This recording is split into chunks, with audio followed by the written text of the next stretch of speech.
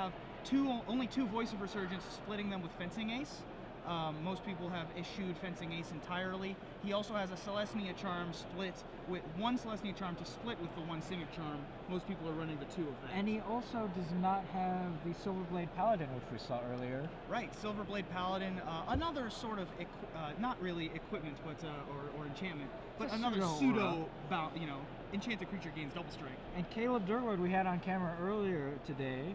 He is playing Jund, a very traditional version of Jund, which we found, Cedric and I found odd, given Caleb's proclivity to play Brews. He likes his Brews, and this is about as normal as it gets right now. Absolutely. In Standard. So both of these players are going to accelerate their mana. Daniel Jackson had a turn 1 Avacyn's Pilgrim. Caleb had a turn 2 Farseek. And Daniel, his follow-up is Geist of Saint's Traft. That Geist. Caleb's going to have Huntmaster of the Fells on turn 3, usually pretty good against Geist of St. Traft, at least traditionally, but in this deck, with so many ways to suit up the Geist, that's no sure thing. What do you think here? Spectral Flight, just take to the air? Spectral Flight would be ideal for Daniel, because even Unflinching Courage, it can be blocked. We are probably going to see Rancor and something else here. You could just go with a Rancor and Ethereal Armor to get the Does he have a lot of Ethereal first Armor? strike. Doesn't look like he has Ethereal Armor. It looks to me like he has Loxodon Smiter as the follow-up. So in comes Geist of St. Traft. Most people are fairly used to the Geist of St. Traft, the 2/2 hexproof creature that creates another guy. I don't know exactly how blocks were declared here, but I bet Caleb only blocked with the Wolf token. Yeah. And then Celestia Charm made it a 4/4, allowing him to deal 4 damage with the Geist and 4 damage with the Angel. Caleb really needed to double block there to ensure that the Geist would die. Didn't want to give up the Huntmaster. And instead, he's just going to swing with the 2/2 and follow up with what, another Huntmaster? Another Huntmaster. Not the worst, but luckily for him, Daniel does not have another enchantment in his hand. Of course, there's so many in the deck. Daniel may very well top deck another. There's Caleb. And maybe that mistake last turn, Caleb is now going to double block here. It's possible. Daniel top decks a Invisible Stalker. Not particularly good when you don't have enough pairs of pants to put on everything. Only one pair of pants for Daniel Jackson, the Lonely Rancor. He's invisible. Why does he need pants? Why is he wearing clothes? Why if he just takes all his clothes off, he'd be invisible. You would think that with all these enchantments hanging off of him, like some auras would be around him and you would see him and be able to block him. Now, that's just the flavor drafter in me speaking. In the meantime, Daniel does have a 4/2 Trampler hexproof Geist of St. Traft. He has Loxodon Smiter and Invisible Stalker and a land in his hand, deciding how he wants to proceed. He's thinking too much here, I think. So now I think Caleb's just going to block with the Wolf again. Because Daniel thought about that so much that he knows that there's nothing going on. Yeah, there you go. Yep. If he had just gotten in there immediately, I think Caleb might have had to respect another pump spell. Yeah. Might have had to respect another Celestia Charm. I think you're right. Very underrated part of the game being not easy to read. Caleb is another person who's very good at that. But all that damage from trampling, from the Angel, Caleb's gone down to 10 life. But Bonfire of the Damned is a hell of a magic card. And that is right off the top to take out the 6/4 Trampling, Loxodon Smiter, and the Mana Dork. Both Huntmasters enter the red zone for Daniel Jackson.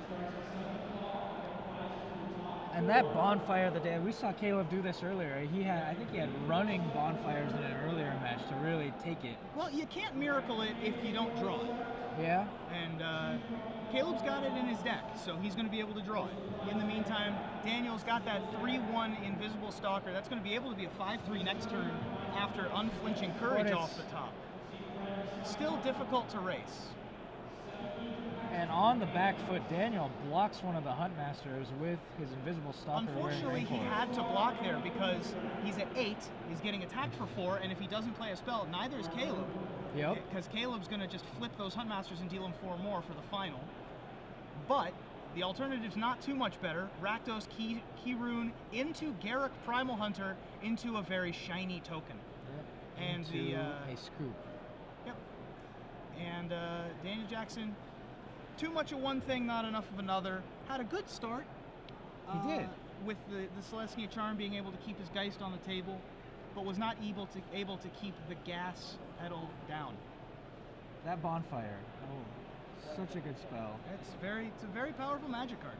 Caleb though has a lot of things that he could have top decked there to be able to kill that Mizium Mortars, Dreadbore. He didn't need to kill both creatures. He only really needed to kill the one. So you know, if you have a 6/4 that doesn't really have any protection on it, I mean, there's not too many. The options are varied. Could have drawn Liliana, could have drawn a Dreadbore.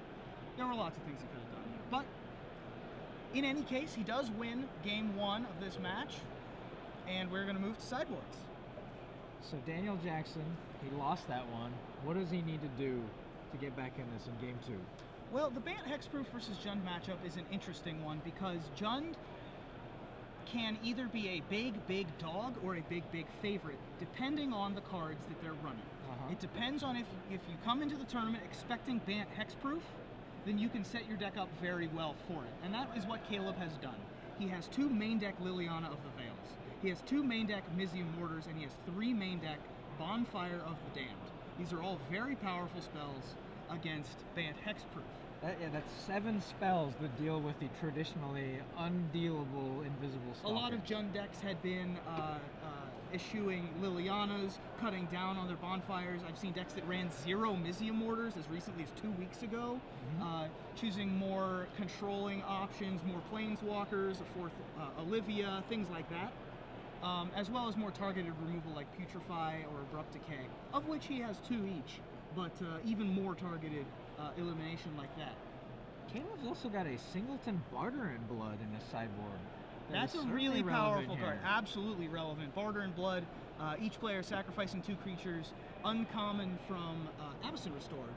Going to be very a good card to come in here. I would also expect the Duresses to come in here, possibly, to be able to snag errant Rancors, especially, after they come back to the hand.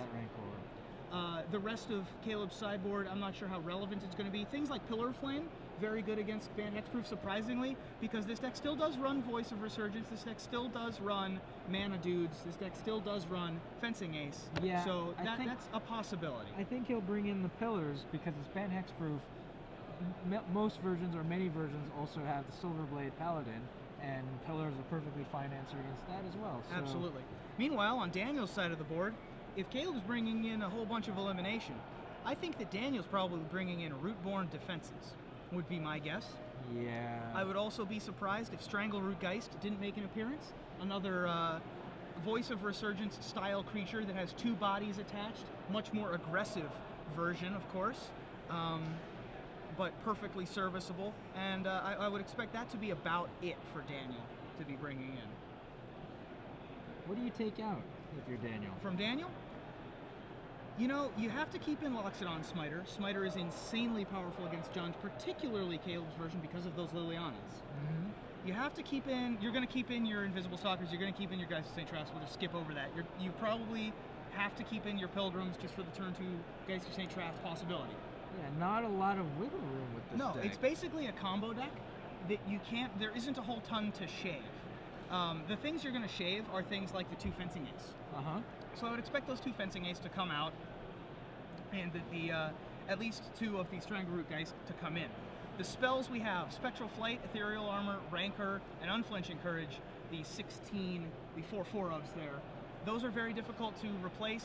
I would not expect any of them to come out. The cards that you can take out that are spells are the 1 Simic Charm and the 1 Celestia Charm. Now, those are tricky because they have very powerful modes attached to them. If I say, all right, I'm going to Dreadbore, or I'm going to Pillar of Flame your Voice, and you say, not so fast, Simic Charm, Hexproof my team. Or, +2/+2, my guy. That's a very powerful thing to be able to do. So I think that Daniel needs to weigh which cards he thinks are going to be most efficient in this matchup. The problem being, Jund can be built any number of ways. So it's going to be difficult for Daniel to be able to pick out. And Caleb's got some easy cuts here. He's got a couple of singletons that are meant for other matchups. Ground Seal, Rakdos' Return, Sever the Bloodline even. Not really fantastic in this I'd matchup. expect Dreadbore to hit the sidelines as well. Yeah. Tragic Slip probably stays in. Mizia Mortar's just the same because he's seen locks it on Smiter already. He wants an answer for that. Yeah, and it's an answer if you get up to 6. If you get up to 6, which is not terribly difficult in Caleb's deck with all of the Farseeks and the 5th Farseek in Rakdos Key Rune. You said 5th Farseek there, and you almost gave me a heart attack, Ruben. No, he doesn't have an actual 5th Farseek. Me. He doesn't have an actual 5th Farseek. Okay. He has 4 Farseeks and a 5th quote-unquote Farseek. They can't see that. I was making hand quotes. Okay. Folks at home. Big ones too. Big hand Taking quotes. up the whole booth here. Wild. All right, here we go. Terribly inefficient. Caleb Durward playing Jund took game 1 here on the back of a very timely Bonfire of the Damned for 4, taking out a Loxodon Smiter. Yeah, that had just picked up a Rancor also. And these players undefeated up to this point, 7-0.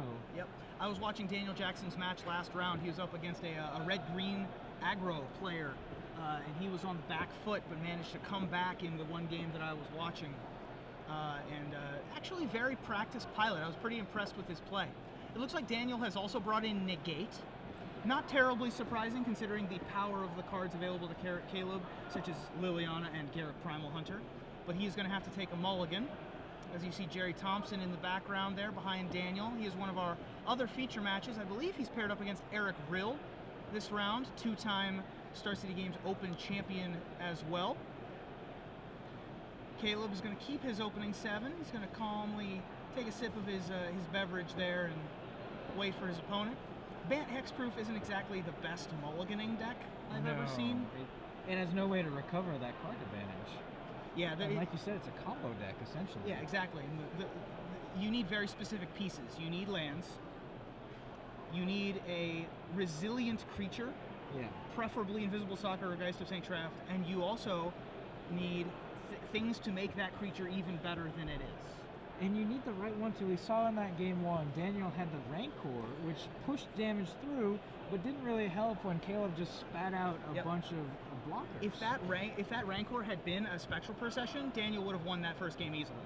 Yeah. Spectral Flight or Spectral Ethereal Flight, Armor, not Spectral Procession. Sorry. Ethereal Armor even giving first strike. Absolutely. Could have changed the math there.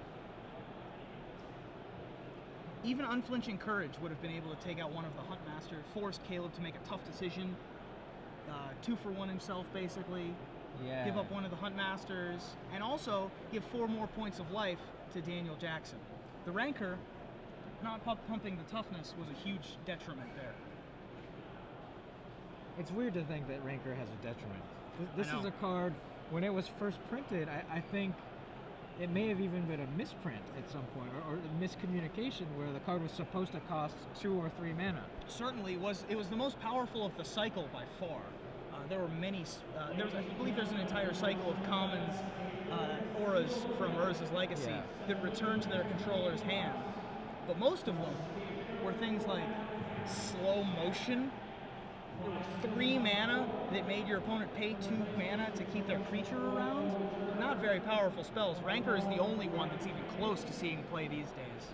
So Daniel's gone down to 5 cards here. He has found himself a hand that has lands and creatures in it. Let's see if he can top deck some spells to make that Invisible Stalker slightly better. Meanwhile, Caleb has found lands and spells, as Jund is wont to do. He's got many ways to deal with things like Voice of Resurgence. As you can see, a pair of Pillar of Flames in his hand. Attack for 1 with Avacyn Spoken. That is not what this deck wants to be doing. Not really, no. But if it means that we're playing an Invisible Stalker, then that's what it means. That's what we got to do, I guess. Caleb is not going to have a turn 1 Farseek. Ooh, and this Duress is going to show a pair of lands.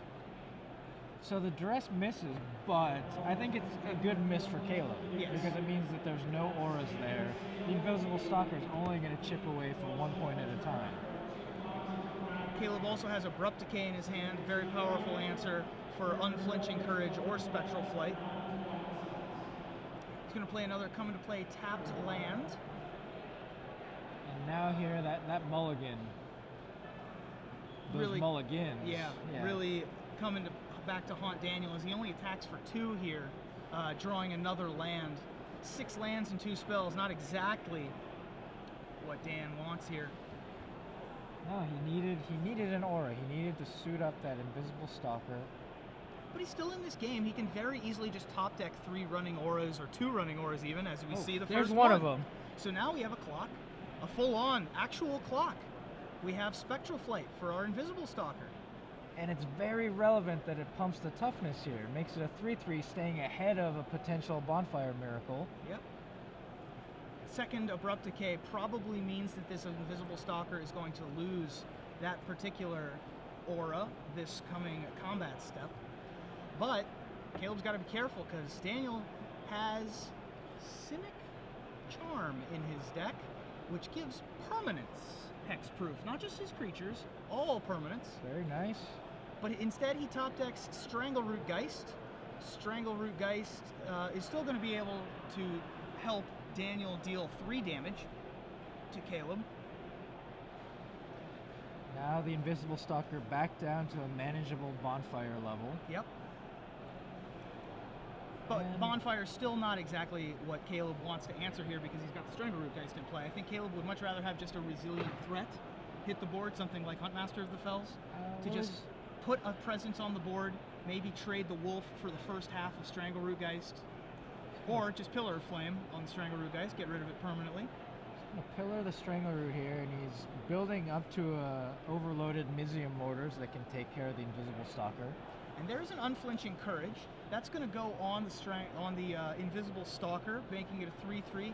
Caleb's going to drop to 11. Daniel's going to go up to 21. But Caleb's still going to be well in the lead because he has Abrupt Decay to be able to prevent that life loss and the gain. He also has Mizium Mortars in his hand, should he so choose to use it for its overload once he gets to 6 mana. In the meantime, going up for 5 more life with Ragtusk. Slamming down that Thragtusk. I thought Caleb might consider letting the invisible stalker hit once, just to see if he would draw the land for the Mizium Mortars overload. But yeah, that's a good point. Didn't want to take any chances there, and he did not draw the 6th land, so going with a much safer line of play. Yep. Caleb deciding if he wants to attack with the Thragtusk. He's going to see another land before he does it. He should have known about that, right? I believe that Daniel played both of the lands that Caleb saw. So, coast is clear. We're going to start racing. Voice of Resurgence is going to become a 2/2 everybody token. It's an everybody token. It counts everybody. Okay. It's a party animal, is what it is. It is a party animal. It's going to be a 2/2. Party elemental. Party elemental. And everybody's invited. Daniel's going to top deck a negate. Well, that wasn't going to help him against those Abrupt Decays anyway. And he probably didn't want to counter those duresses. So if you're going to draw that, that's an okay time to draw it. I think he would have much rather drawn a threat, preferably another Strangleroot Geist at that point. Perhaps even an Unflinching Courage. Unflinching Courage. So Daniel's going to get in for 3, drop Caleb to 11. Caleb's going to be well in the lead of this particular race. And that is a Liliana of the Veil, in addition to our overloaded Mizium Mortars, which is met by Negate. Caleb gave him a draw step. Daniel had the draw step and used it well to be able to counter the giant Wrath effect. So Daniel's going to deal 3 here, 8, 5... No, Caleb's winning this race. Yeah. So far. Daniel has a couple ways to flip the script, though. No, he decides to just scoop the drill land. That's it. I wouldn't have scooped there. I probably wouldn't have scooped there. He had a couple other top decks, but Caleb was going to be able to drop a Liliana there. Yeah, I'm surprised. Maybe Daniel just saw the writing on the wall and decided